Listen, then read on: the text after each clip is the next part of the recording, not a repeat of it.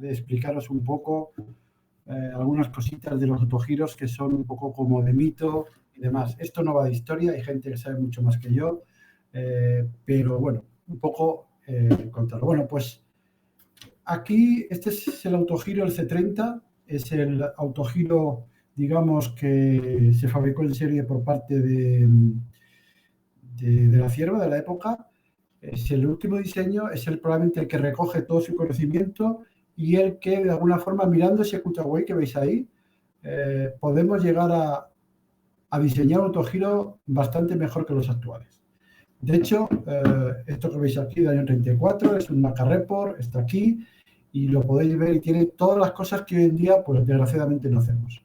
Vamos a ver, solamente para que veáis las prestaciones de este autogiro, pues lo he comparado con un 07. Vamos a ver, comparado con el 07 es porque lo conozco, tengo uno, ¿vale? No quiere decir nada. Además, para mí, de todas formas, independientemente de que uno tira para casa, para mí el Eclipse es uno de los mejores autogiros del mundo hoy en día, ¿vale? O si no el mejor. Pero bueno, lo voy a comparar y como veis el factor peso-potencia de uno y otro no tiene nada que ver. Por lo que es lo mismo, con ese factor de potencia, con ese motor, para un 07 con 77 caballos sería suficiente volar con él.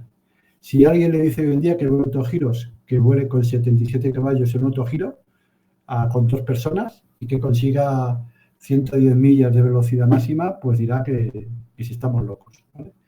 Lo que ha ocurrido es que hemos ido hacia atrás, o sea, hemos perdido todo el conocimiento, hemos perdido todo el saber de los autogiros. Es un poco lo que quería explicaros hoy para ver. Bueno, vamos a ver. La primera pregunta básica que todo el mundo se tiene que hacer es ¿quién mueve el rotor? O sea, todos nos han dicho que la sustentación va para arriba, nos han dicho que la resistencia va para atrás y entonces si una cosa va para atrás y va para arriba, ¿quién lo echa para adelante? ¿Quién lo mueve? No hay motor, ¿quién lo mueve? Pues lo mueve básicamente la sustentación y lo mueve simplemente ese, digamos, criterio totalmente artificial, donde hemos dicho que la sustentación es perpendicular a la corriente del aire incidente y la resistencia está en la dirección del aire incidente, ahí es donde está el truco. Si lo veis aquí, cuando un autogiro está volando, está recibiendo parte del aire por detrás, sería un caso de los típicos, la corriente incidente está inclinada y, por tanto, lo que está ocurriendo es que es la sustentación la que está echando o moviendo el rotor hacia adelante. Por eso, cuando tengamos un fenómeno de bajos G, no sea de 0G, sino incluso parcial, lo que estamos es quitándole el motor al autogiro.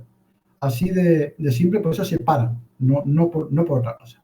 Bueno, dicho esto, no voy a hablar mucho de la rotación, es muy rápido, no quiero porque tengo bastantes diapos y no quiero aburrirlo, entiendo que ya lo sabéis, pero básicamente en la autorrotación, que podríamos decir que es, sabéis que un molino o un ventilador o un rotor, pues si sopla es un ventilador, si recibe energía del aire es un molino, pues digamos que un momento que ni da energía al aire, no sopla ni recibe.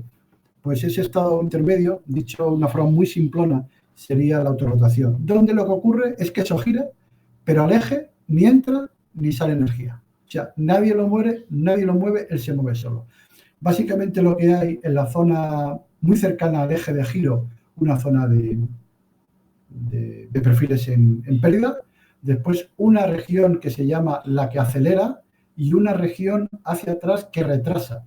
Todas dan sustentación, bueno, la parte que está en pérdida no, por supuesto, pero las otras dos dan sustentación, aguantan el cacharro. Lo que pasa que, digamos, en todo el momento, esa zona que veis, una de rosa y otra de naranja, están evolucionando y se están moviendo de una forma automática para que eso siga hacia adelante. Pero vamos, esto es muy rápido, no digo más. Vamos a ver. Ahora esto es lo mismo, pero visto desde arriba, ¿vale? Eso, un autogiro o un rotor lo podemos considerar en 2 regímenes de vuelo. Uno sería axial. ¿Axial qué es? Pues que me voy para abajo, me caigo para abajo. No avanza, solamente bajo. Bueno, pues la zona cercana a los perfiles del eje de giro están en pérdida, eso no hacen nada, solamente dan resistencia. Está la zona esa que acelera, y por fuera está la zona que digamos para, ¿vale? Y si lo vemos en los perfiles o lo vemos en los flujos del aire, a la izquierda lo podéis ver, ¿vale? Eso, de nuevo, es una cosa muy rápida. ¿Qué es lo que ocurre ahora? Y eso ya sí lo vamos a ver después.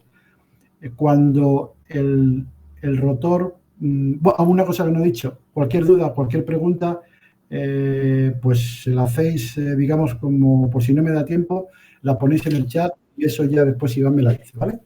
Entonces, salvo que sea una cosa importante o lo que sea, y se lo decís a Iván. Yo no veo nada ahora mismo, solamente veo una presentación. O sea, no veo manos levantadas ni nada, ¿vale? Bueno, entonces, la gran diferencia y el gran avance de la cierva fue resolver este problema, el vuelo de avance. Lo del vuelo axial, lo que habéis visto antes, eso es natural. Ahora mismo la semilla de sicomoro cae al suelo a velocidad constante y está en autorrotación. Eso no tiene, digamos, existe en la naturaleza, se ve, la gente lo tiene, hay juguetes de niños que lo hacen, ¿vale? El problema venía en el vuelo hacia adelante, que tuvo que resolver básicamente el problema de que la pala que avanza no solamente tiene la velocidad del aire propia del avance del autogiro de la aeronave, sino también tiene el componente debido a su rotación. Digamos, en la zona derecha de ese rotor tengo más velocidad, en la zona izquierda de ese rotor tengo menos velocidad. Y entonces llego a bajar tanto la velocidad en la zona izquierda, porque tengo un flujo que entra por la parte de atrás, que esa región que decíamos antes que estaba en pérdida en el eje, cada vez se va haciendo más grande y cada vez se hace que esa pala. Y de hecho hay un fenómeno que hay que cuando hay una combinación donde esa región de pérdida es tal que está prácticamente toda esa pala en pérdida. Y cuando una pala está en pérdida, pues deja de sustentar y se cae hacia abajo. Quiero decir, pero eso es el batimiento. Pero lo hablaremos después. Bueno, pues esos son los principios de la autorrotación y entiendo que lo sabéis y si no, pues digamos es la única forma de ir rápido, ¿vale? Bien. ¿Qué inventa de la cierva? Pues de la cierva lo que le pasa es que cuando está aquí se produce un par, digamos, la zona de la derecha de ese rotor genera más fuerza que la zona de la izquierda, se produce un par y se cae la aeronave. De hecho, fue el problema que resolvió, que las aeronaves no podían ir hacia adelante porque automáticamente giraban y volcaban, ¿vale? Entonces, a él lo que se le ocurre para resolver el problema es meter una articulación de batimiento. Eso es, digamos, lo que hace. Cuando tú tienes una articulación de batimiento, pues el ala por su peso cae abajo, digamos, la centrífuga hará que al girar rápido que esa pala se ponga horizontal y la sustentación la echará hacia arriba. La resultante de esas fuerzas es la que determina esa posición de la pala y a su vez lo que ocurría era que cuando tengo más fuerza sube la pala, al subir la pala le está entrando el aire por arriba y en esa combinación que tenemos de vientos, pues digamos lo que está ocurriendo es lo que veis debajo. Básicamente lo que estamos haciendo se llama acoplamiento paso-batimiento, que es que por un movimiento de la pala al subir y al bajar, el paso de las palas varía. Y por tanto estamos igualando la sustentación tanto a la derecha como a la izquierda del rotor y el famoso par de vuelco desaparece. Eso fue la primera patente que hizo y el primer descubrimiento y lo que hizo que el C4 volara ese 17 de enero de 1923. Bueno, dicho esto, ¿qué pasa? Pues pasa una cosa, que es una segunda articulación que también descubrió él y descubrió una forma debido a tener accidentes, básicamente. Pues lo que ocurre es que cuando algo sube y baja, como en este caso que lo veis, el centro de gravedad de esa pala se acerca y se retira del eje de giro. Digamos, se está acercando y retirando. Por cada batimiento. O sea, al subir y al bajar, yo acerco y alejo. ¿Qué es lo que ocurre al acercar y al bajar? Bueno, diríamos que hay que conservar el momento cinético, pero eso vamos a dejarlo. Simplemente fijaros lo que hace una patinadora sobre hielo para hacer un giro sobre sí misma, ¿vale? Coge energía, se gira, reduce digamos, el momento polar suyo, cierra los brazos, hace que todo su centro de gravedad esté lo más centrado posible y se acelera. Pero automáticamente que abre los brazos, ella se para. Pues lo que está ocurriendo con esas palas es que al subir y el bajar, lo que están haciendo es que a su vez la pala se está acelerando hacia adelante, retrocediendo hacia atrás, acelerando hacia adelante, retrocediendo hacia atrás. Ese movimiento es el que le hizo que se partieran un par de palas por la raíz y por fatiga. Y bueno, pues lo resolvió poniendo otro eje allí. La diferencia fundamental respecto a este eje de arrastre y el otro de batimiento es que el batimiento es un movimiento estable, no tienes que preocuparte de nada, funciona siempre. En cambio, el movimiento o la articulación de arrastre es inestable. Tienes que amortiguarlo, tienes que hacer que esa oscilación se amortigüe. Y necesitas entonces lo que se llama un amortiguador de arrastre, que eso, desde el punto de vista técnico, es complicado de hacer. Pero básicamente la diferencia es sustancial entre ambas, ¿vale? Bien. Y una cosa que quiero poneros aquí, vamos a ver, se dice que si la Cierva lo había hecho el invento, no lo había hecho, que se le había copiado a otros. Vamos a ver, eso no es cierto. Aparte de cuestiones estrictamente de tiempo, digamos, él publicó su teoría y sus modelos antes que otros. La gran diferencia que hace de la Cierva, era un ingeniero de caminos con unos grandes conocimientos matemáticos, es que genera una teoría para hacer que esa ala que bata funcione. O sea, eso que hace, no solamente hace esta ecuación, esa es la ecuación de la Cierva. La diferencial segunda del batimiento, el otro es eso gamma se llama factor de log, paréntesis, el otro es el mu de la pala. Bueno, no voy a contar los rollos, pero lo que quiere decir que él generó toda la matemática con la cual se basa toda la teoría de alas rotatorias, y todo lo que se hace de helicópteros desde el año 23 hasta hoy utiliza las mismas ecuaciones. Y eso fue lo que hizo él. De hecho, él vivía de vender su conocimiento, él licenciaba a otras compañías, y solamente para poder entrenar a los ingenieros de las otras compañías hace 2 libros, uno que se llama Engineering Theory of the Outlier, que es una de ellas, y la otra que es relacionada con el esfuerzo de las palas. Son libros muy antiguos, no están publicados, están escritos a máquina y desde la época en inglés, y bueno, pues están por ahí. Yo tengo la suerte de tener los 2, ¿vale? Pero eso viene de mi época, de cuando yo estaba en AISA, y AISA, bueno, pues la biblioteca la desmantelaron y pude acceder a los libros. Bueno, básicamente lo recogí de la basura, o sea, no tiene otra historia, ¿vale? Bien, pues eso. Vamos a ver. Ya hemos hablado de la Cierva muy rápido, resolvió ciertas cosas, y ahora vamos a ver por qué hemos ido para atrás. Pues lo que ocurre básicamente es que Juan de la Cierva muere en septiembre del 39, y ese, por un lado. Por otro lado está la Segunda Guerra Mundial, lo del autogiro ya sabéis que no tiene capacidad de volar a punto fijo, el dinero está en los militares, en la guerra. Un helicóptero era más interesante, aunque los helicópteros vuelan gracias a las patentes de la Cierva, pero viene al caso. Entonces, nosotros volamos hoy en día autogiros por un señor, se llama Igor Benson.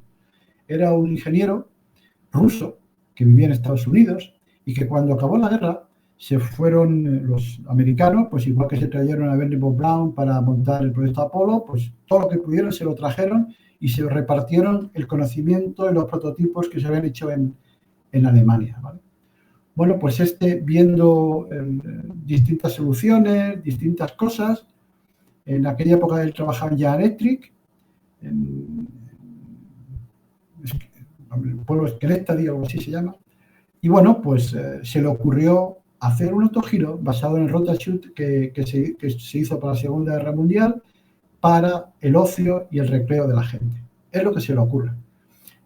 ¿Por qué pongo el vuelo en mano de la película? Bueno, porque gracias a él se ha perdurado el conocimiento, si no se hubiera probablemente muerto. O sea, montó la PRA, que es la Asociación Popular Autograph Association, la asociación americana que defiende todos estos temas y que lo impulsa, ¿vale? Pero también es el malo. ¿Por qué es el malo? Porque él diseña un autogiro que era inestable. Y eso es una cosa que es importante saber, porque mucho de la... seguro que está aquí Fernando y después lo dirá, eso lo sabe mucho mejor que yo. El ratio de accidentes de los autogiros hasta aquella época era superior a los de las aeronaves de la fija. Vamos, mucho superior. Pero se acabó aquello, se retomó solamente la zona deportiva y el autogiro pasó a ser algo malo, feo, desagradable, con accidentes y que causaba muertes, ¿vale? Y básicamente está relacionado, pues, que hemos abandonado toda la parte de conocimientos técnicos de la cierta, ¿vale? Bueno, pues entonces, gracias a él se mantuvo y gracias a él tenemos la mala fama, ¿vale? Después una persona, una gran desconocida, que se llama Jukka Tervamäki, lo podéis ver en una página web, es un ingeniero finlandés, es ingeniero náutico, es una persona con conocimientos. En su época de acabar la carrera, estamos hablando del año 59, se va a Bensen a hacer su digamos, el trabajo en una compañía, va hasta allí, pasa un verano ayudándole, aprende, él también volaba en veleros y saca un autogiro que se llama el AT3, que es el padre de todos lo como llaman los americanos, de los Eurotube, que son los autogiros que hoy conocemos. Básicamente, un autogiro en tándem, cabinado, estabilizador, todo eso que conocemos ahora es Jukka Tervamäki. De hecho, Magni, cuando nace, es porque le compra a Jukka Tervamäki la licencia para fabricación, no el AT3, sino el JT5, y los autogiros de Magni que hoy volamos es el de Jukka. No tiene ni más ni menos. Bueno, sí, vamos a ver. Ha hecho algunas pequeñas modificaciones, pero pequeñas, muy pequeñas. Digamos, el Magni, ¿no? Después hizo ELA, montó la fábrica aquí como sabéis, Emilio López Alemany montó ELA. También lo que hizo fue basarse en Magni. Le hizo dos cambios fundamentales. Uno es lo que se llama la cola partida, para poder aumentar el diámetro del hélice y poder bajar la línea de empuje, lo cual es bueno. Y también le puso el tema del ajuste en el rotor a través de un sistema de neumática, ¿vale? Que son, digamos, las dos contribuciones. Y después hizo todo el desarrollo de la estructura, la hizo inoxidable. Eso muchas veces la gente dice que es bueno, que es malo. No hay nada bueno ni nada malo. Hay materiales que no están adecuados a las cargas y solicitaciones a las cuales va a trabajar, ¿vale?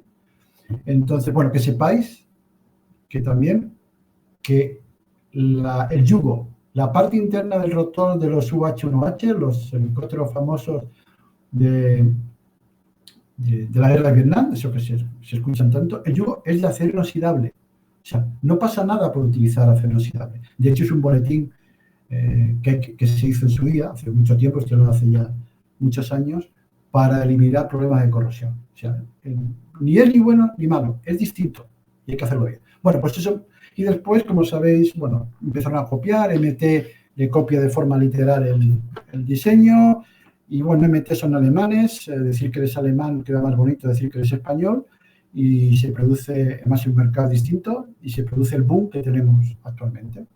Entonces, digamos, no ha habido nunca, prácticamente desde Jukka, no ha habido nadie con conocimientos técnicos de verdad para diseñar autogiros, salvo gente, pues bueno, que hacía cosas, porque igual que tenemos el tema de éxito de ELA, os puedo decir que el RAF, que fue una idea también sacada por unos canadienses, sin estabilizador de cola, pues se mataba la gente.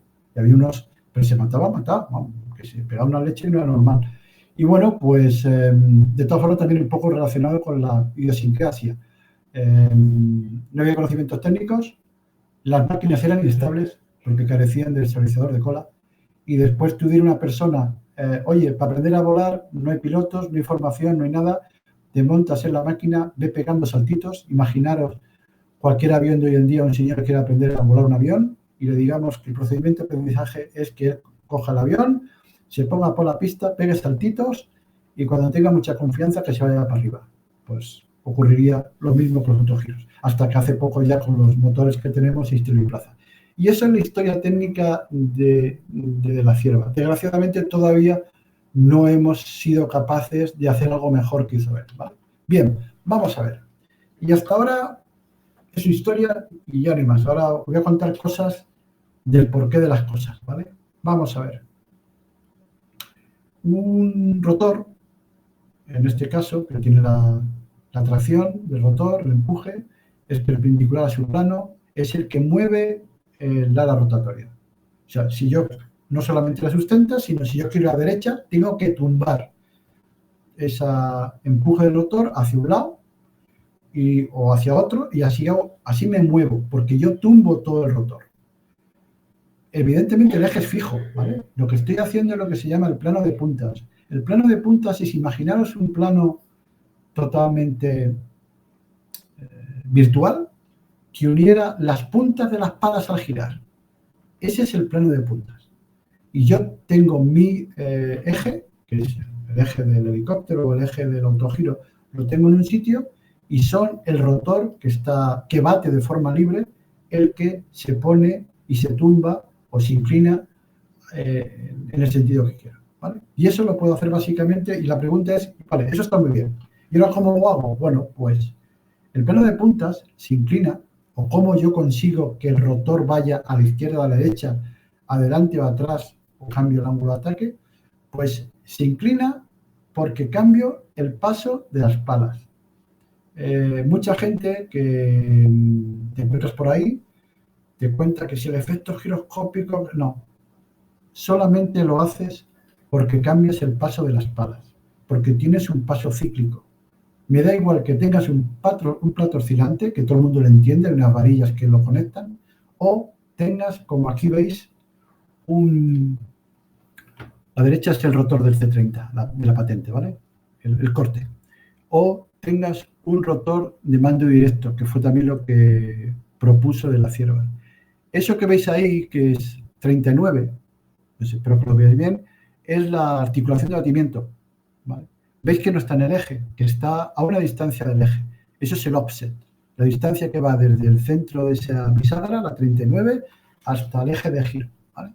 Bueno, pues eso, que mira que el tío lo ha acercado, era chiquitito, se intentó acercar lo máximo posible, es lo que hacía que los autogiros de la cierva, que tienen, o sea, digamos, las palas se mueven, todo se mueve porque cambio el ángulo de ataque.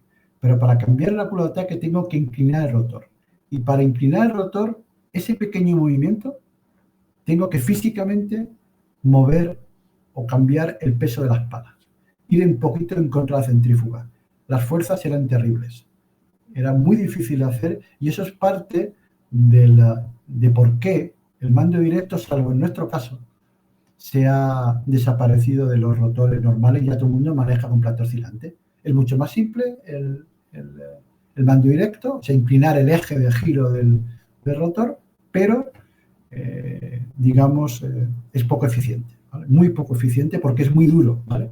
Esto que veis aquí es lo mismo explicado, y un poco para que lo veáis por qué funciona. Vamos a ver, es un autogiro, un ELA, pues ese es mi dibujo de mi cacharrito que tengo aquí. Vale, pues eso que está punteado, que veis, es el eje de giro, ¿vale? Cuando yo giro toda la cabeza respecto al tornillo de balance, lo que estoy haciendo, y si veis arriba el perfil, si yo giro toda esa cabeza, ese perfil está, digamos, cambiando el ángulo de ataque, ¿vale? Y lo que en ese caso, digamos, en un rotor que está girando, digamos, tenemos muchas fuerzas. Yo, por un lado, tengo el ángulo de ataque del rotor. Imaginaros que lo tengo en un eje, ¿vale?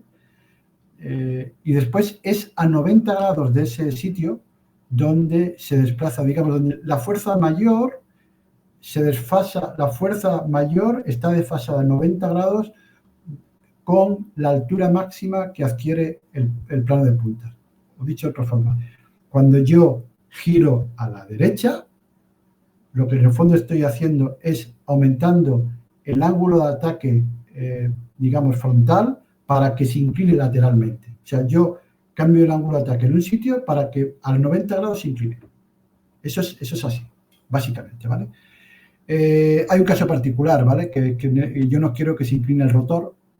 Y eso está, bueno, perdóname, eso se debe a que la articulación que veis respecto a la pala está a 90 grados, digamos, en eje, ¿vale? Si yo, por ejemplo, por lo que sea, no quiero que se bata el rotor, no quiero que se mueva el rotor, no quiero que el rotor se mueva para ningún lado, lo que hago es, por ejemplo, lo típico sería el rotor antipar de un helicóptero, pues lo que hago es esto.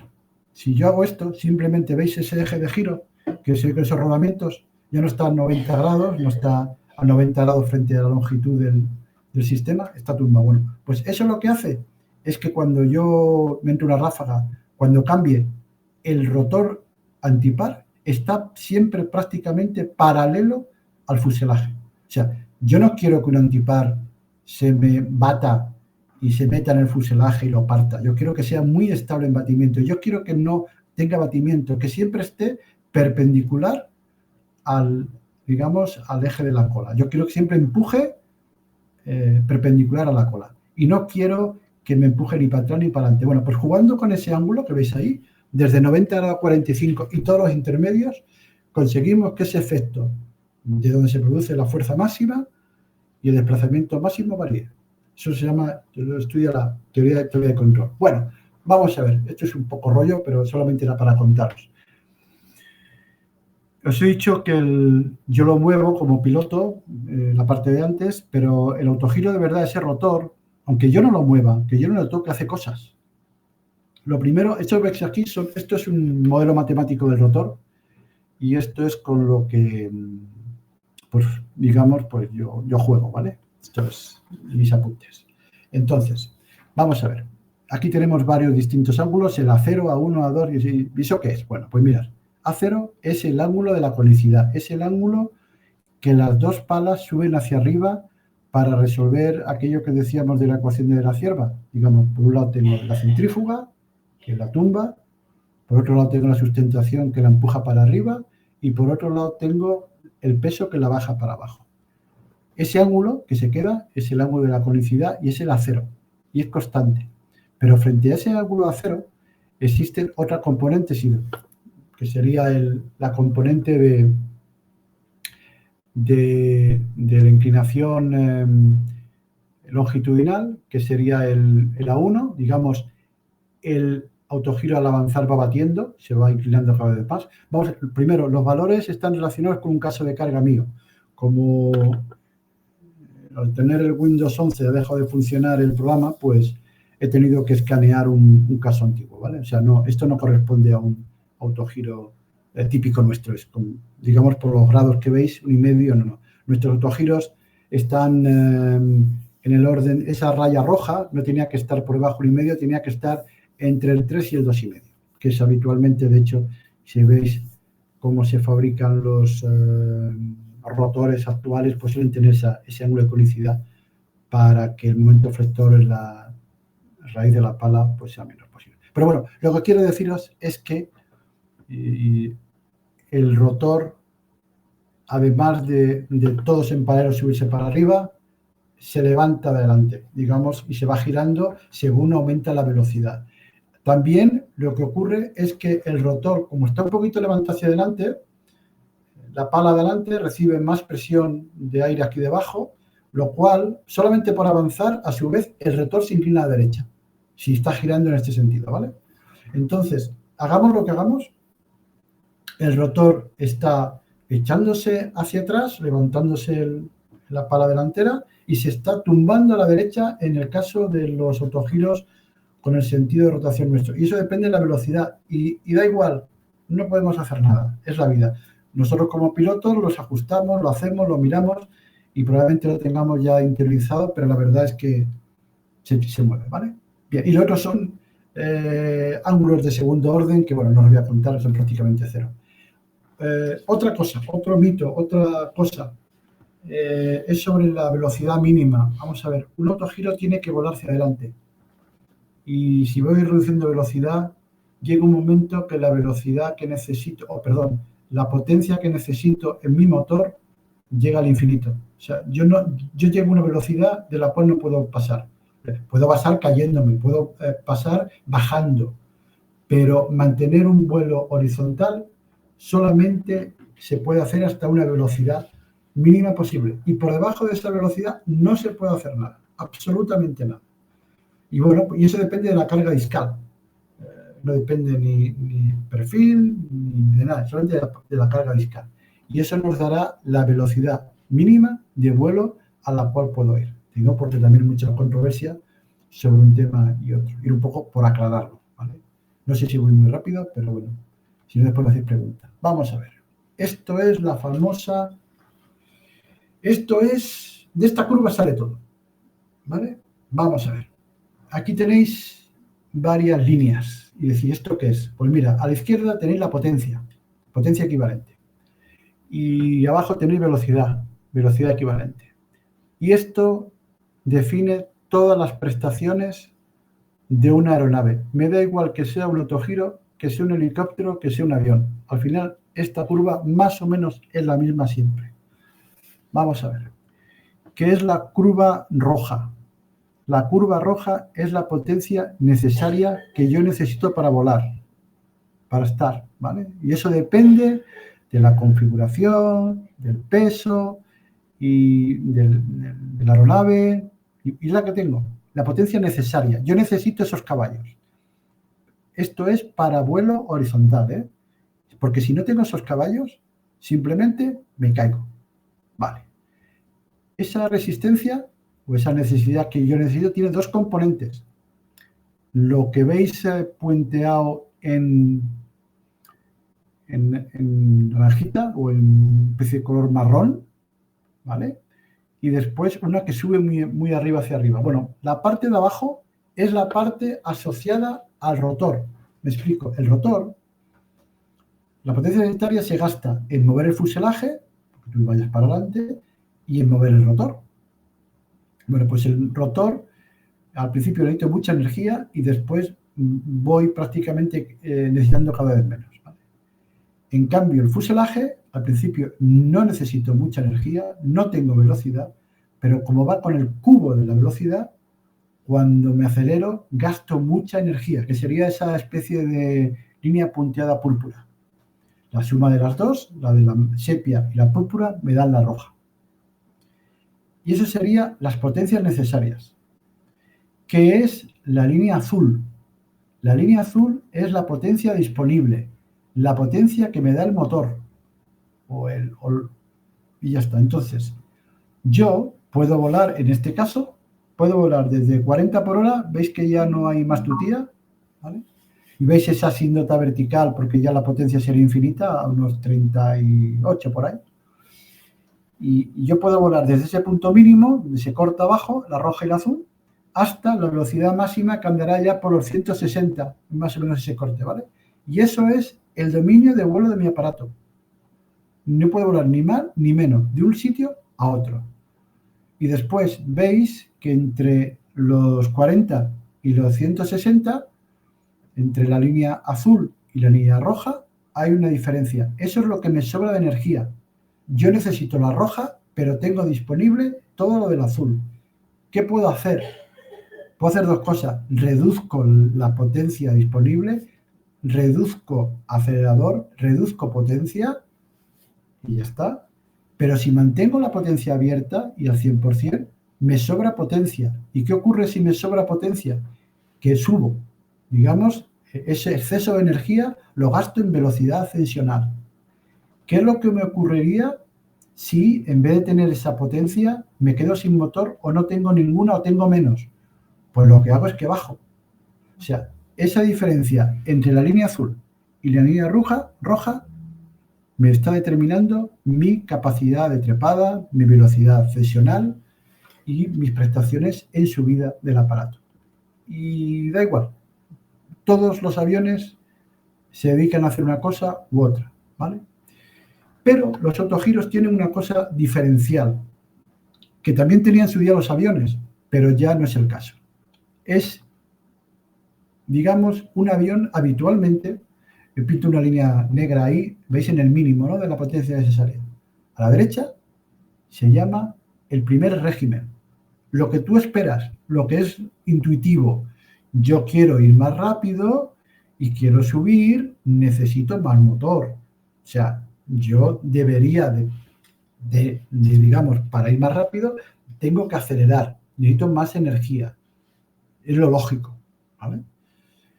Y eso es lo que espera todo el mundo. ¿Qué es lo que le pasa a un autogiro? Pues que tiene la parte del segundo régimen, digamos, de la curva hacia la izquierda, existe. En los aviones, habitualmente, un poquito más bajo del mínimo, haya llegado a la velocidad de pérdida. Como sabéis, nosotros no tenemos velocidad de pérdida y nosotros sí tenemos segundo régimen. ¿Y qué pasa en el segundo régimen? En el segundo régimen las cosas van al revés. Si yo quiero subir o gastar menos energía, que al final es lo mismo, tengo que ir más rápido. Mientras más rápido vaya, menos energía necesito. Es un contrasentido, pero es lo que pasa. Es complicado, me explico. Yo he tenido algún que otro al principio, o sea, tú adquirir lo que se llama la memoria muscular y cuando ves que se acerca al suelo, digas, lo que tengo que hacer es picar y tumbarme más e ir más para el suelo, pues es lo que tienes que hacer. Eso cuesta, ¿vale? De hecho, el GN, un autogiro que hizo AISA a los años 80 y tantos, que en el primer vuelo tuvo un incidente, se cayó porque estaba en el segundo régimen, el piloto era de aviones, no sabía ni sabía cómo reaccionar, tiró de la palanca para atrás y lo que hizo fue, en vez de acelerar, en vez de picar, en vez de aumentar velocidad, simplemente, pues eso, cayó. Entonces, ya os digo, la diferencia sustancial en un autogiro a un avión es que nosotros volamos en el segundo régimen, cosa que menos nosotros no hace nadie más. Y eso lo tenemos que tener asumido y puesto en nuestra memoria muscular. Porque cuando uno viene de transición de un avión, no se da cuenta, quiere subir, tira de la palanca y no, hay que picar, ¿vale? Dicho esto, eso es solamente problemas relacionados con la característica nuestra y pensando, para ir más rápido, pensando en el fuselaje. Yo ¿cómo puedo ir más rápido? Pues haciendo que la curva de la derecha, la curva roja, pues sea más bajita, ¿no? Que gaste menos. ¿Cómo lo consigo? Carenando el fuselaje, carenando las ruedas, carenando todo, haciendo que mi superficie sea, digamos, equivalente, mi superficie frontal equivalente a efecto de resistencia sea la menor posible. Cualquier cosa que hagamos ahí es mucho mejor que simplemente coger y decir, bueno, ¿qué tengo? La línea azul, 100 caballos o 150 y lo subo. Cuando tengo 150 caballos, pues mi curva azul será más alta. Entonces, como será más alta, la intersección con la roja ya no se producirá a 160, se produce a lo mejor a 180, lo que sea, pero es más económico simplemente quitarle resistencia al aparato. Y esas son las performances por culpa de que, bueno, es autogiro la parte del segundo régimen y la parte del fuselaje, ¿vale? Pero hay un problema que es el famoso bowback, que es el siguiente. Vamos a ver. Os he dicho que al volar hacia adelante, la zona de pérdida, que estaba centrada en el eje, se va yendo a la izquierda, ¿vale? Imaginaros que cada vez voy más rápido. Cada vez la zona de la izquierda, el aire que le entra por el borde de salida a la pala es mayor, lo que significa que cada vez la velocidad que tengo en esa pala es menor. Y lo que ocurre es que esa región de pérdida de esa pala empieza a aumentar. Entonces, si esa pala, imaginaros que esa sección amarilla se hace muy grande, toda esa pala está en pérdida, y cuando una pala está en pérdida no tiene fuerza y se cae. Si se cae, yo os conté antes lo de los 90 grados, que los fenómenos ocurren después. Bueno, pues la fuerza ocurre a esos 90 grados, aquí en el sentido, digamos, a las 9 en un reloj, pero el efecto que vemos es que cuando está el rotor en la dirección 12-6, se levanta de arriba.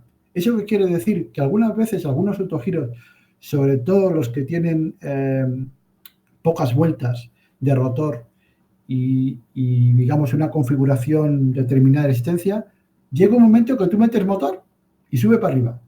Tú picas y sube para arriba. Hagas lo que hagas, sube para arriba. Porque no eres tú, es que el rotor, él solo, se está moviendo y se está cada vez levantando más. Y depende básicamente de que la zona de la izquierda está en pérdida. ¿Cómo se podría arreglar? Pues, por ejemplo, se podría arreglar disminuyendo el ángulo de ataque con un paso colectivo. Pero bueno, en nuestro caso no tenemos paso colectivo, pues nos tendremos que aguantar, ¿vale? Y eso es una cosa que no sé si lo sabéis, no habitualmente pasa con nuestros autogiros, pero algunos autogiros de poco peso y demás ocurren, ¿vale? Y sobre todo que tiene una velocidad de rotación baja. Bueno, y esto que veis aquí es una cosa, pasó en España, y es lo del segundo régimen. Es un vídeo que está por ahí, seguro que más de uno lo conocéis, y simplemente hay que interiorizar en nuestra memoria muscular lo del segundo régimen. Para subir hay que picar, o dicho de otra forma, para subir hasta que adquieres la velocidad, hasta que llegas a esa bañera que hemos dicho antes de la potencia necesaria, hay que mantenerse en efecto suelo y no tirar de la palanca. Como tires, te has quedado totalmente sin energía y te caes. Eso es típico de lo que tiene que ver ese hombre es no tirar, sino picar. Mantenerse pegado al suelo hasta, digamos, llegar a la velocidad mínima y entonces ya pasar a primer régimen, y ya sin primer régimen van las cosas como tú esperas, que es tiras y subes, picas y bajas. En primer régimen va al revés. Tiro, bajo, pico, subo. Pues eso es lo que hay que utilizar. Nosotros básicamente en cerca del suelo lo que hacemos es acelerar ese cambio de esto. Bueno, vamos a ver, otro mito, otra historia importante. Vamos a ver. Es que tengo las vueltas, me voy a quedar sin vueltas, esto no sé cuánto, este se ha puesto a 300, yo la tengo a 350. Olvidaros. Las vueltas no valen para nada. El sistema es automático. Es verdad que hay un trozo donde es necesario llevar a la zona de estabilidad, que es esa que veis aquí. Pues veis aquí que hay 14 grados y una línea tangente. De aquí para la izquierda es estable. Eso depende del perfil, del tipo de perfil. O sea, no depende digamos, del tipo de perfil. El NACA 8H12 tiene una curva y tendrá unos ángulos en los cuales tiene autorrotación siempre. Y da igual, no hay que mirar en nada, no hay que preocuparse. Y me da igual que lo tenga la autorrotación a 300, a 350, que a 242 o a 180, como lo tenía de la cierva. La mayoría de sus autogiros iba a 180 RPM, que es parte del éxito de sus diseños, ¿vale? Bueno, pues eso, deciros que la autorrotación o el rango de rotación depende estrictamente del perfil y que sí, está muy bien. Que mientras que tengas motor, mientras que mantengas Gs positivos, mientras que alguien esté empujando la pala hacia adelante, eso funciona siempre. No hace falta preocuparse de ello, ¿vale? Salvo en la parte de prelanzamiento, que es otra historia, después lo hablaremos, donde las fuerzas son distintas. Pero bueno, básicamente es el tema, ¿vale? Que también la gente está muy preocupada siempre con las vueltas, no, la vuelta da igual lo que quieras. Bueno, vamos a ver, otro mito. Los autogiros tienen este perfil. Este perfil es un perfil, como veis aquí, del año 49, que ya ha pasado. Y parece como si fuera el ungüento amarillo, que vale para todo. Pues este perfil se probó, es un perfil laminar, se sacó para helicópteros, no tuvo éxito en helicópteros, de hecho no se usa, pero en cambio lo cogió Igor Bense y empezó a probar con él, oye, y le iban las cosas mejor. ¿Y por qué le iban las cosas mejor? Para su caso particular. Él probó distintos perfiles al principio, planos, convexo, clarí y demás, y al final este lo puso y le funcionó. ¿Y por qué este le funcionó? Pues le funcionó porque él, cuando arrancaba el autogiro, lo hacía a mano. O sea, el prelanzamiento lo hacía a mano. Y entonces lo hacía a mano, después poquito a poco aceleraba, se ponía cara al viento. Y la ventaja que tiene este perfil, eso que veis son las curvas. La ventaja que tiene este perfil, la única ventaja que tiene este perfil, Bueno, por supuesto, para helicóptero que tenga CM alfa prácticamente cero. Pero bueno, lo que tiene es que la pérdida la tiene muy redonda. Aunque esté el perfil en pérdida, con un ángulo, un gran ángulo de ataque, todavía genera un poquito de sustentación. Tú cuando estás girando a mano y haciendo el lanzamiento a mano, prácticamente tienes todos los perfiles del rotor en pérdida.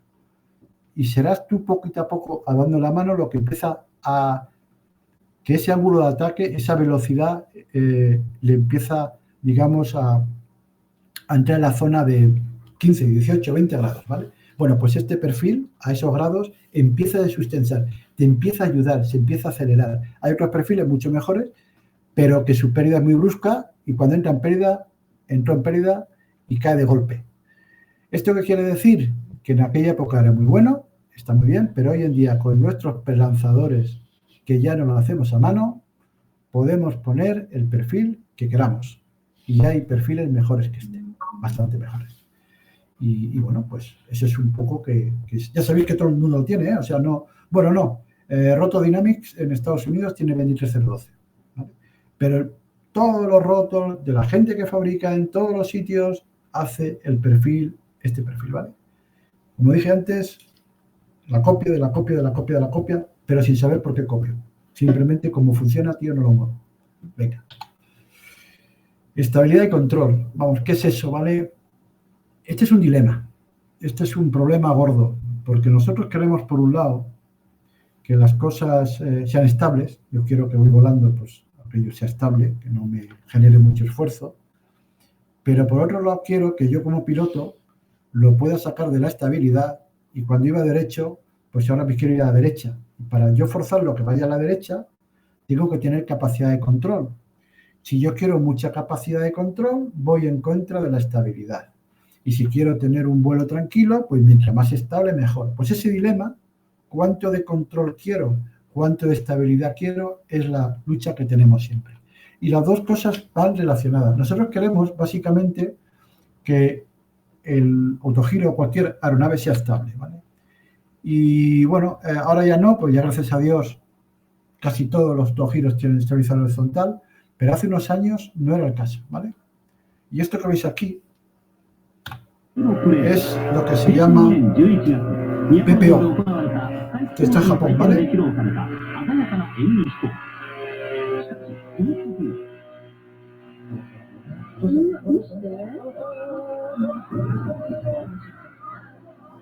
Vamos a ver, eso es irrecuperable. Eso que ocurre, el señor ha pegado la tiradita, le ha metido la palanca adelante un poquito sin querer, se ha quedado sin sustentación. ¿Y qué es lo que le pasaba? Lo que le ha pasado es que al quedarse sin sustentación, en el equilibrio de fuerzas, bueno, eso es ahora un rollo, el equilibrio de fuerzas, el motor que lo tiene arriba lo ha empujado. O sea, parte del problema de Benson y los autogiros actuales es que Benson es verdad que hizo una cosa que era inestable, pero también en su momento, en su día, Benson tenía un motor muy pequeñito, con una potencia disponible muy pequeñita, donde la influencia del motor era muy pequeña. Pero debido a que nosotros cada vez tenemos motores más potentes, con hélices más grandes, algunas veces para acomodar esa combinación, se nos ha ocurrido levantar el motor, hacer que el motor, su línea de empuje sea más alta, frente al centro de gravedad. Conclusión, si por lo que sea la sustentación desaparece, lo único que tenemos es un momento de picado hacia abajo del motor, es instantáneo, no se puede arreglar. O sea, nadie tiene capacidad humana para en menos de un par de décimas de segundo reaccionar. Y así, y ocurre lo que ocurre, porque ya está, no tiene. Entonces, el tema es no toques, no piques nunca, ni se te ocurra, y si quieres salir de eso, pues mete el pie y no lo hagas hacia adelante, ¿vale? Bueno, esto de estabilidad, olvidáis de todo, pero digamos hay estática, dinámica, da igual. Vosotros lo olvidáis, ¿vale? Vamos, lo queremos que sea estable y que puede ser dinámica, mandos libres. Mandos libres significa que el piloto suelta los mandos, o mandos fijos que el piloto tiene agarrado los mandos, ¿vale? Pero da igual. ¿Cuáles son las cosas que afectan básicamente a los autogiros? Y todavía hay gente, bueno, primero, si el piloto se pone nervioso y empieza a pegar palancazos, pues se puede tener un problema, ¿vale? De hecho, como experiencia personal mía, os puedo decir que yo, cuando estaba probando mi cacharro de tubetela, también yo sabía que era bastante, creo que todavía, bastante mejor ingeniero que piloto. El avión sabía que era estable y me estaba a punto de matar y sabía que la culpa era mía, que estaba tocando lo que no debía. Pues lo que hice para no matarme, pues porque me creí que me mataba, era soltar los mandos. Y solté los mandos y yo sabía que estaba molestándolo. Yo me acordaba de mi época de aeromodelismo, donde le pasas los mandos al amigo que está aprendiendo, lo pone en las manos y aquello se escojona. Lo coges tú y le dices, no toques, macho, no toques, no ves, sin tocar, si vuelas solo. Pues eso. Pues eso, el piloto, pero eso no tiene arreglo. Y después, lo que hemos visto antes del accidente de Japón es, gracias a Dios, cada vez menos. Pero ahora lo que nos está ocurriendo, cuando hemos arreglado el PPO, hemos arreglado y ya hemos puesto que la línea de empuje del rotor, perdona, el motor pase del centro de gravedad, pues tenemos lo siguiente, que es el torque roll. Básicamente es, vale, de acuerdo, el motor me empuja, si yo hago que la línea de empuje pase por el centro de gravedad, no me genera ningún momento de picado, pero tengo digamos, el momento que te produce la hélice, ¿vale? Y ese momento, pues es lo que tiene. Bueno, solamente es un tema estrictamente de un autogiro para ver la estabilidad, que es bastante más complicada que en una aeronave. En una aeronave tienes solamente la línea 1, ¿vale? Básicamente, pues un ala, la conoces, cómo funciona, bueno, pues ya está, y se acabó. El ala está allí, está todo el rato. En un autogiro, en un helicóptero, me da igual, tienes el rotor que se va, que ya he visto que se mueve, que tiene ángulos, que depende del aire, que hace lo que le da la gana, que tú lo controlas, pero él también se pone como quiere, y es complicado. No es intuitivo. Yo me acuerdo, para que veáis del esfuerzo, me acuerdo cuando yo estaba haciendo los simuladores, es que lo de así viejo, ¿vale? Cuando se estaban haciendo el primer simulador del F-18 en España y también se está haciendo el primer simulador de los Seahawk, que estaban en la Marina, pues en aquella época había un ordenador muy potente en tiempo real que venía de Estados Unidos, en Indra. Yo estaba allí metido en aquel grupo y era un ordenador. Bueno, pues para hacer el simulador del autogiro, perdona, del helicóptero, había dos ordenadores. Uno, igualito, que solo hacía la parte del rotor, y después, ya que había acabado, le decía el señor de la aeronave, oye, este rotor es como un ala que funciona así, así. Digamos, es muy complejo, no es fácil, ¿vale? Y el 3 es que no solamente el rotor es complejo, sino que encima el rotor es desgraciadamente elástico. Las palas se retuercen. No son como creemos que están para arriba y para abajo. Y es el tercer punto de estabilidad, no a nivel de rotor, no a nivel de aeronave, sino a nivel de la pala en sí. Y hay que tenerlo en cuenta para hacerlo, ¿vale? Eso es un poco bueno, pues ya este mito ya desapareció, gracias a Dios, aunque todavía me consta que hay pilotos que están volando con él. Hay mucho que yo vuelo, que yo no me mato, que no sé qué. Bueno, es una cuestión de tiempo. O sea, es como el señor que veis hacer malabarismos, que está en el semáforo con la escoba o con lo que sea haciéndolo. El tío lo mantiene la escoba al revés o lo que sea. Algunas veces se le cae la escoba. Una de 100. En un autogiro, una de 100 te has matado.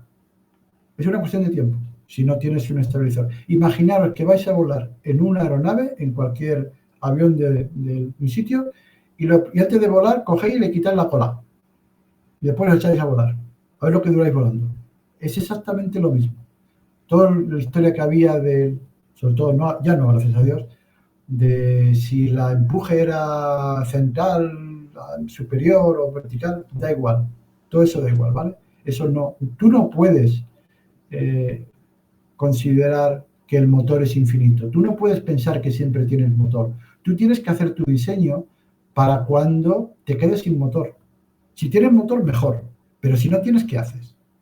Entonces, ese tipo de pensamiento de creer que el motor nos va a ayudar y que es ir al desastre, ¿vale? Bueno, pues estos son las combinaciones, las fuerzas, lo que es el tema, básicamente lo que estaba diciendo de la tracción. A nosotros solamente nos interesa saber que si yo pongo un estabilizador horizontal, tengo varios efectos buenos, que es que aumento mi rango de estabilidad, que ya no es el empuje del motor el que está haciendo que eso sea estable, porque el problema es que al desaparecer el thrust del rotor, solo queda el motor y aquello hace el momento picado, ¿vale?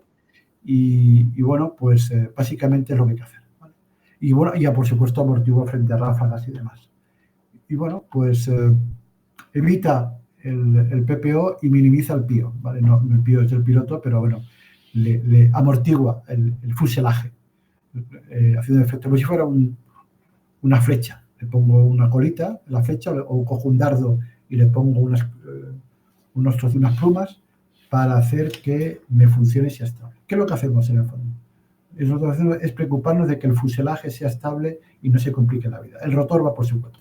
Bueno, y dicho esto, pues eso es lo que decía de la cierva, de qué tamaño tiene que ser el rotor, perdón, el estabilizador horizontal, y bueno, pues recomendaba eso, que más o menos es lo que tenemos hoy en día y funciona.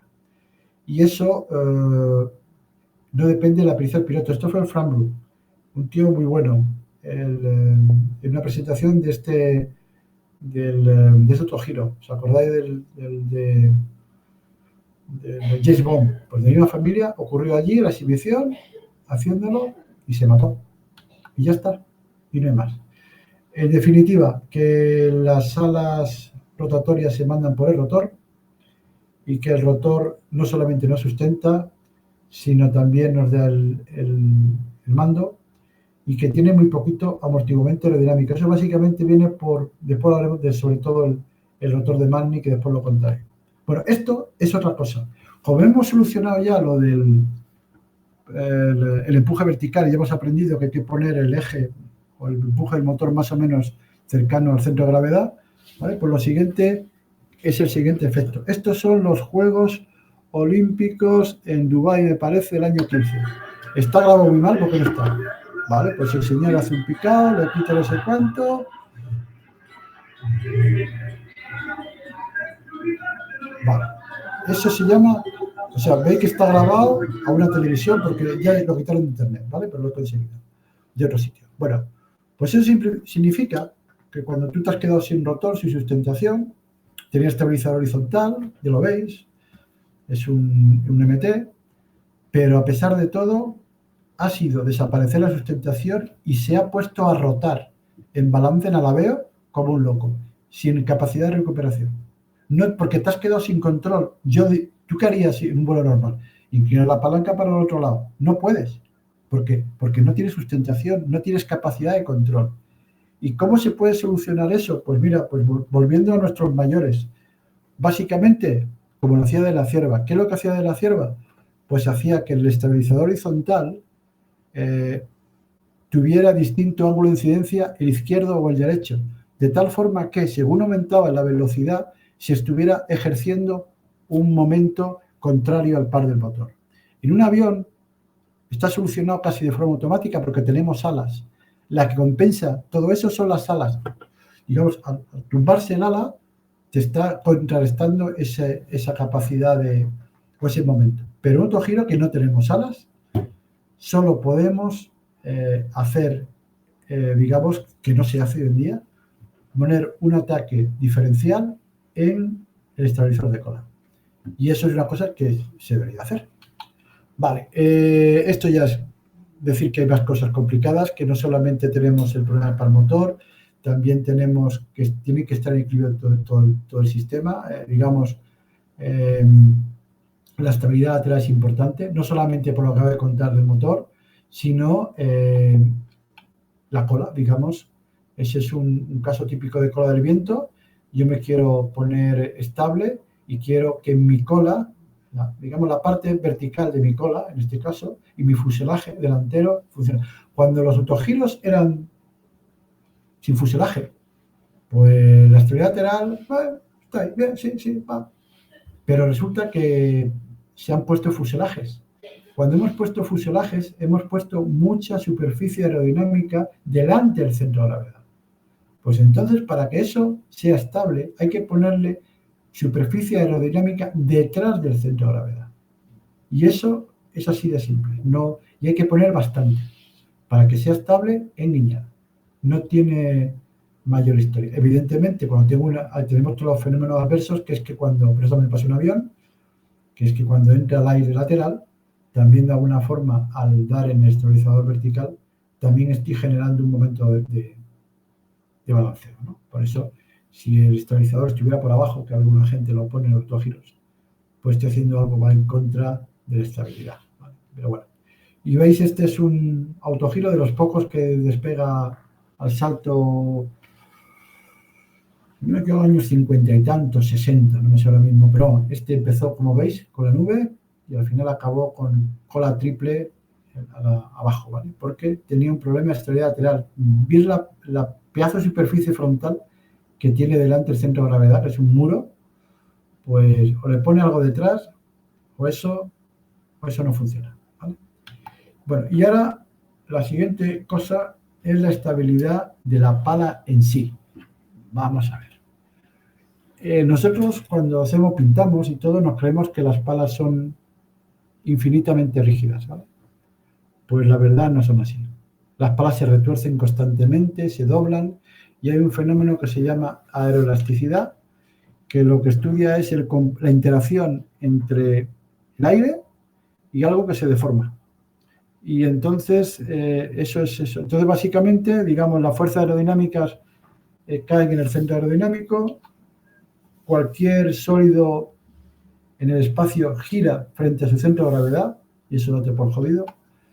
Y después tienes el centro de cortadura. ¿Y qué es eso, el centro de cortadura? Si yo pongo ahora mismo el centro de gravedad de mi pala, lo echo muy hacia adelante, lo que estoy haciendo es tan estable, tan sumamente estable, que yo no puedo girar la pala. Os he dicho antes que se giraba porque yo giraba la pala, porque mi rotor, que está enganchado donde está la raíz de la pala, yo lo giraba y está enganchado la pala, la pala se retuerce y cambia el ángulo de ataque. Bueno, pues yo lo puedo hacer tan estable que puedo en la raíz retorcerlo y la punta de la pala quedarse quieta. Y cae. Sobre todo eso le pasó de la Cierva también, que entró en un picado, en un autogiro, y directamente no salió, ¿vale? ¿Qué es lo que me pasa yo si no lo hago estable? Si pongo el centro de gravedad muy atrás, pues lo que me pasa es que tengo flutter. O sea, cuando se produce una carga aerodinámica, no es que se reduzca, sino que se amplifica. Tengo flutter y destructivo, ¿vale? Pues eso. Por eso dicen el magni, ¿vale? El magni es muy duro de palanca. Mentira. No es porque le pongo fricción y demás, que lo es, el duro de palanca. Pero no es por la fricción que todo el mundo, no. El magni está demasiado centrado hacia adelante. Entonces, si tú estás en el campo y mueves un magni y la palanca, pues normal. Pero es al volar cuando se pone dura, porque es digamos, el perfil es tan estable, está sobreestable, de tal forma que la carga que tú haces en tu raíz te cuesta mucho que se retuerza y cambie de estado. Te cuesta mucho que toda la pala adquiera el nuevo ángulo de ataque que tú lo has pedido. Y eso es por lo que dice la gente de que es duro de mando. Pero no es por la fricción. Lo que dicen, no, es que le he puesto fricción. No, es por esto, simplemente por esto. Bueno, y estabilidad en el suelo, esto es muy fácil. Si fuera un tripala hay un problema de estabilidad, ¿vale? Que eso es resonancia en tierra, que es cuando las dos palas se van fuera del eje y empieza a pegar viaje y se desmonta. Y para nosotros el problema que tenemos básicamente es en el periodo de aceleración, desde 0 de vueltas hasta unas 150, 160 por ahí, las fuerzas centrífugas todavía no tienen nada que ver, todavía ganan las aerodinámicas. A partir de 180, por ahí, 160, ya el sistema es estable. Ya os acordáis de aquella curva que decía del perfil. Bueno, ya lo he metido en esa zona de estabilidad y ya no hay que preocuparse de nada.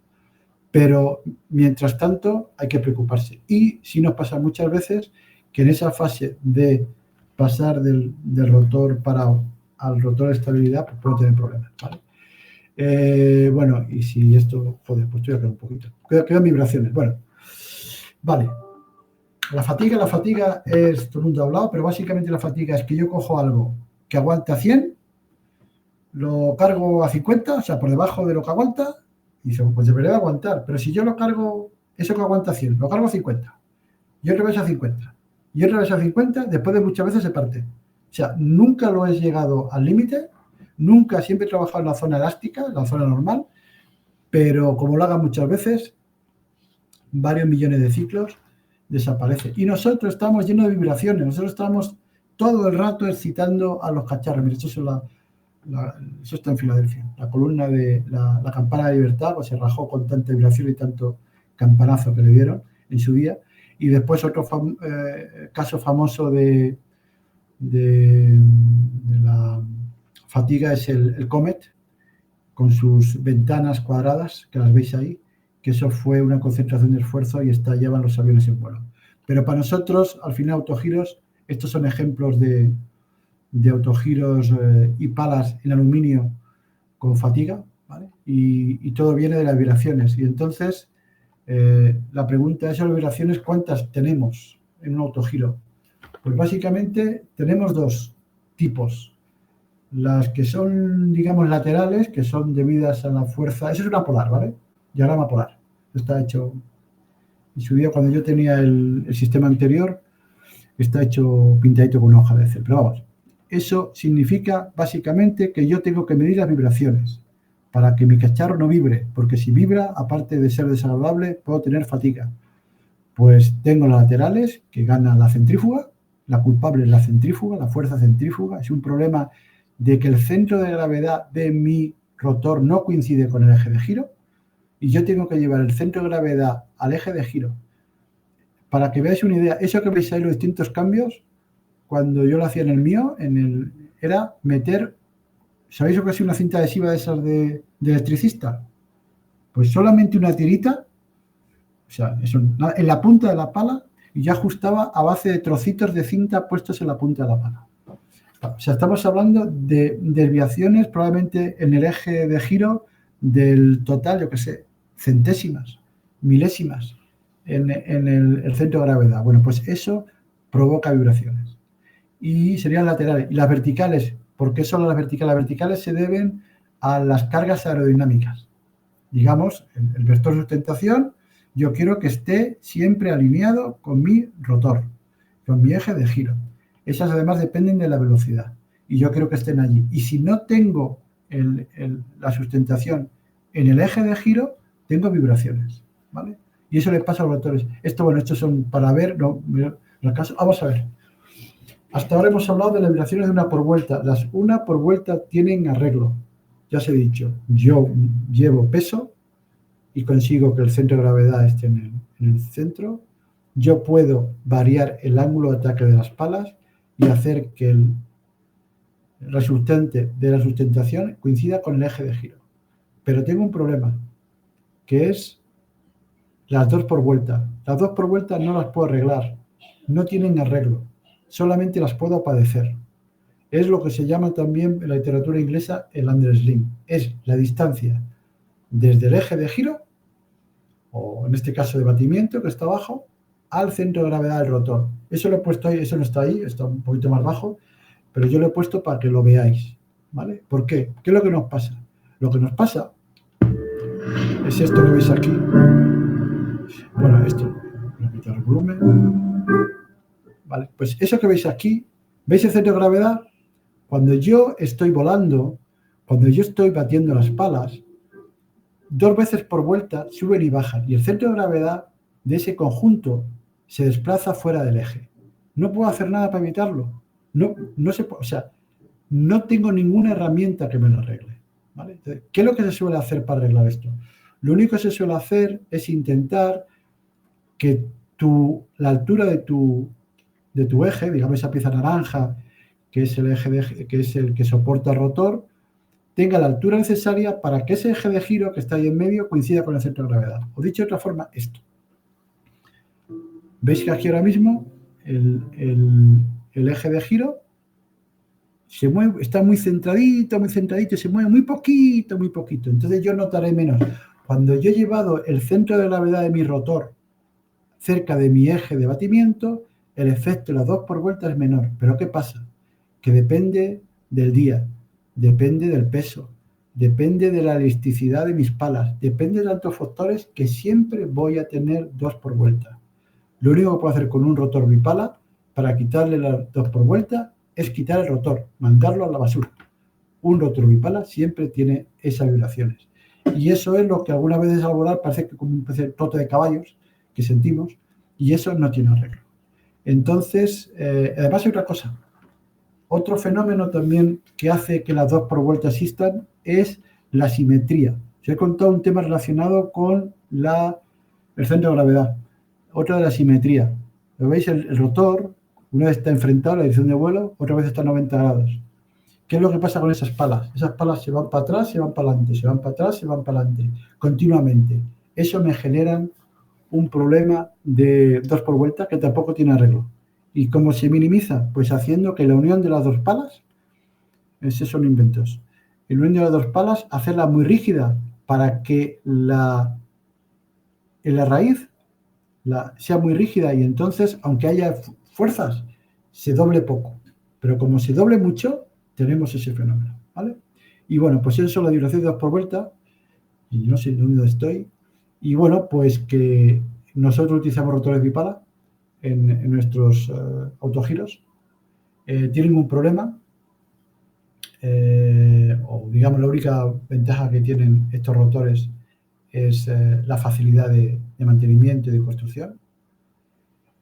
¿Yo cómo puedo minimizar esto? Yo puedo minimizar esto haciendo que ese centro de gravedad esté más bajo, o lo que es lo mismo, haciendo que la conicidad de mi rotor, ese ángulo que hace las 2 palas para arriba, baje, y yo consigo que baje la conicidad a base de subir las vueltas. Por eso nuestros rotores no vuelan a 200 revoluciones por minuto, vuelan a 300 y pico. ¿Para qué? Para que las vibraciones que tenga sean admisibles por la estructura y por el pilotaje y por el piloto. Nosotros hemos sacrificado prestaciones para tener vibraciones aceptables. Y entonces eso sería una solución. Yo tendría, o una persona podría tener un autogiro mucho más eficiente bajando las palas, bajando las revoluciones del rotor, pero a cambio de eso, lo que ocurriría es que tendría unas vibraciones terribles, porque entonces tendría una gran conicidad. Bueno, pues esa sería la solución. Yo creo que estoy acabando.